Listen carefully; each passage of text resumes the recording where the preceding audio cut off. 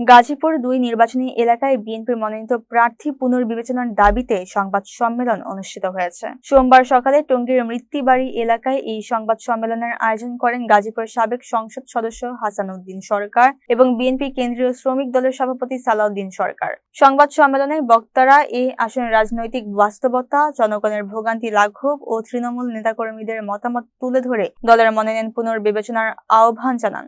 বক্তারা বলেন, ত্যাগী ও গ্রহণযোগ্য প্রার্থী মনোনয়ন দিলে দল আরো শক্তিশালী হবে এবং আসন্ন নির্বাচনে ইতিবাচক ফলাফল পাওয়া সম্ভব হবে।